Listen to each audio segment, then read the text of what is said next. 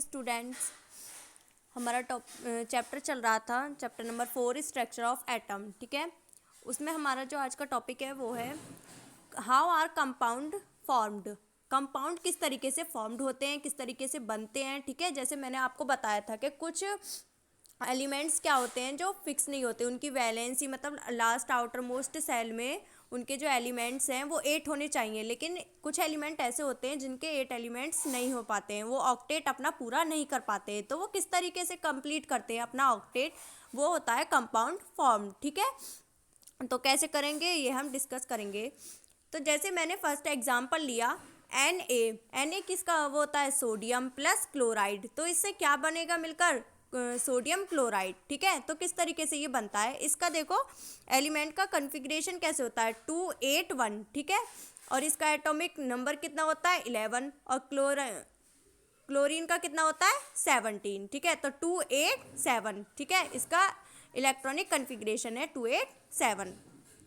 इसके outer most shell में कितने एलिमेंट है 1, और इसके आउटर मोस्ट सेल में कितने एलिमेंट है 7। इसकी स्ट्रक्चर सोडियम की कैसे बनेगी, फर्स्ट ऑर्बिट में कितने हैं 2 एलिमेंट्स हैं, सेकंड ऑर्बिट में 8 एलिमेंट्स हैं, और थर्ड ऑर्बिट में कितने हैं 1 एलिमेंट हैं। ठीक है, और क्लोरीन की कैसे बनेगी, फर्स्ट ऑर्बिट में 2 एलिमेंट हैं, सेकंड ऑर्बिट में 8 एलिमेंट है, और लास्ट ऑर्बिट में 7 एलिमेंट्स हैं। ठीक है, तो किस तरीके से ये फॉर्म होता है, देखो जब हम कोई भी फॉर्म बनाते हैं, ठीक है, ये सोडियम क्या है हमारा, ये एक मेटल है, और क्लोरीन क्या है हमारा, एक नॉन मेटल है। ठीक है, तो सोडियम के साथ जब ये रिएक्ट होगा तो किस तरीके से होगा, इसके पास कितने इलेक्ट्रॉन है, ये क्या करेगा अपने एक इलेक्ट्रॉन किसको दे देगा, क्लोरीन को दे देगा। ठीक है, इससे क्या होगा, इसके जो आउटर मोस्ट सेल हैं दोनों की क्या हो जाएंगी, कंप्लीट हो जाएंगी। ठीक है, तो ये इसके पास कितने एलिमेंट्स बचे, जब ये एक एलिमेंट्स किसको दे देगा, अपना क्लोरीन को दे देगा, तो इसके पास कितने बचे 2 8। ठीक है, तो इसके आउटर मोस्ट सेल में कितने एलिमेंट्स हो गए 8 एलिमेंट्स हो गए, तो इसका ऑक्टेट क्या हो गया, कंप्लीट हो गया। ठीक है, अब इसके पास एक एलिमेंट इसके पास आ गया। ठीक है, तो कितने आए इसके पास, लास्ट ऑर्बिट में कितने हो गए, इसके हो गए लास्ट ऑर्बिट में 8 एलिमेंट। ठीक है, ये देखो क्लोरीन के पास भी कितने हो गए 8 एलिमेंट, तो इसका जो ऑक्टेट है वो क्या हो गया, कंप्लीट हो गया। ठीक है,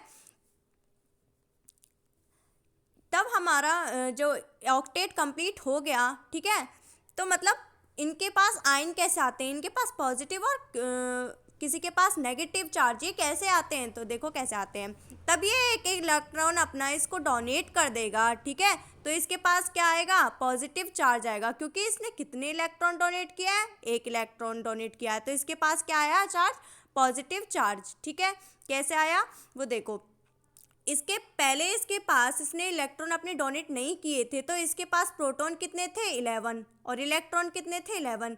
तब हम इनको क्रॉस करेंगे तो कितना चार्ज रह गया इनके पास 0, इसके पास कोई चार्ज नहीं है।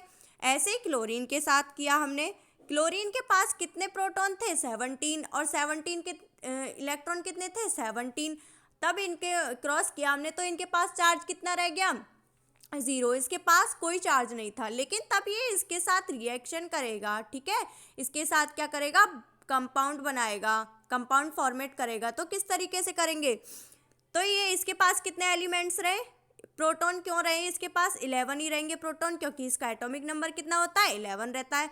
पर इसके पास इलेक्ट्रॉन कम हो जाएंगे, क्योंकि एक इलेक्ट्रॉन इसने इसको क्या कर दिया, डोनेट कर दिया। 11 में से 1 गए, कितने बचे 10, तो यहाँ पे कितना आया 10 इलेक्ट्रॉन आ गया यहाँ पर। ठीक है, जब 11 में से मैंने 10 को माइनस किया तो कितना आया इलेक्ट्रॉन, 1 इलेक्ट्रॉन बचे, तो कितने किसके, प्लस के, तो यहाँ पे क्या आया, पॉजिटिव चार्ज हमारा आ गया। ठीक है, जब पॉजिटिव चार्ज आ जाता है किसी भी एलिमेंट के ऊपर तो उसे क्या बोलते हैं हम, कैटाइन। ठीक है, पॉजिटिव चार्ज जिसके ऊपर आता है उसे बोलते हैं कैटाइन। ठीक है, अब ऐसे ही हमें क्लोरीन का किया, क्लोरीन ने क्या किया, एक एलिमेंट इससे ले लिया। ठीक है, तो इसके पास कितने प्रोटॉन हो गए, प्रोटॉन तो 17 ही रहेंगे, क्योंकि इसका एटॉमिक नंबर 17 होता है। इलेक्ट्रॉन इसके पास बढ़ गए, इलेक्ट्रॉन कितने हो गए 18 हो गए।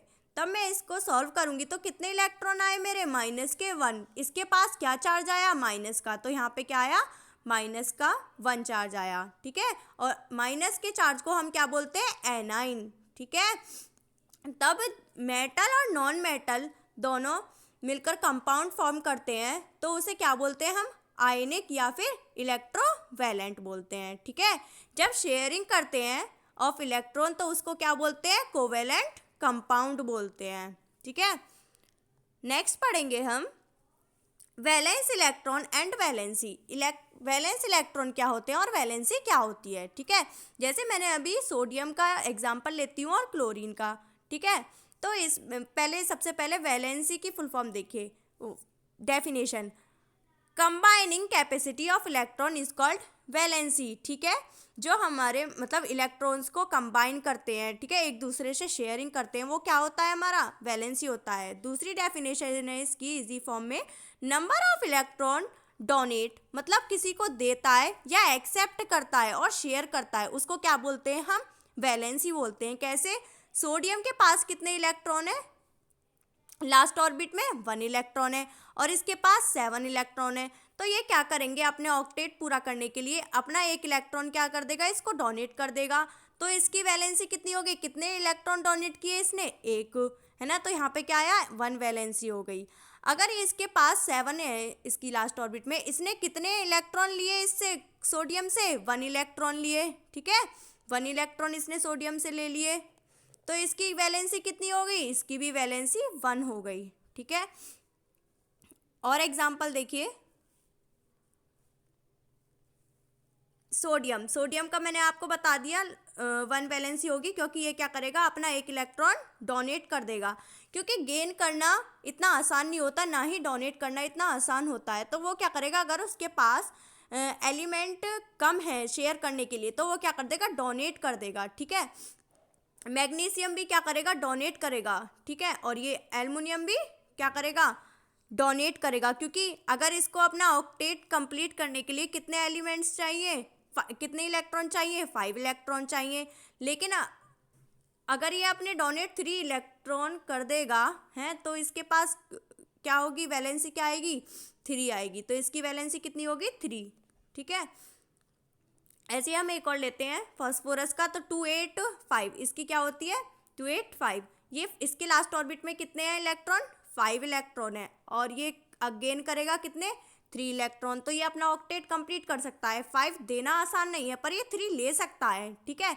तो ये क्या करेगा, इस 3 गेन कर लेगा। तो इसकी वैलेंसी कितनी हो गई, 3, ठीक है। आपको ऐसे ही नीचे कमेंट करके मुझे सल्फर की और क्लोराइड की क्या बतानी है, वैलेंसी बतानी है क्लोरीन की, ठीक है। मैं एक फॉर्मूला भी बताती हूँ आपको वैलेंसी निकालने का। देखो, सोडियम, मैग्नीशियम, एल्युमिनियम और ये, ठीक है, इनके कितनी है, लास्ट ऑर्बिट में कितने, 1, तो इसकी भी वैलेंसी 1 होगी। इसकी कितने हैं, 2, 3, 4 तक तो सेम ही वैलेंसी रहती है। लेकिन जब 4 से ऊपर जाते हैं, 5, 6, 7, 8, ठीक है, तो इसकी जो वैलेंसी है वो कैसे निकालते हैं हम 8 में से क्या कर देंगे, जो लास्ट ऑर्बिट में एलिमेंट्स होते हैं उनको माइनस कर देंगे। तो 8 - 5 कितना हुआ, 3। तो फास्फोरस की कितनी हो गई, 3 हो गई, ठीक है। अब 8 में से मैं अगर 6 को माइनस करूँ तो इसकी कितनी हो जाएगी, 2 हो जाएगी, है ना। तो इस तरीके से ये निकालने हैं। आर्गन की कितनी हो गई, 8 में से मैंने 8 को माइनस किया तो कितना आया, 0। तो इसकी वैलेंसी कितनी हो गई, 0, ठीक है। अगर आपका कोई भी डाउट हो तो आप मुझसे नीचे कमेंट करके पूछ सकते हो। Thank you class, have a nice day.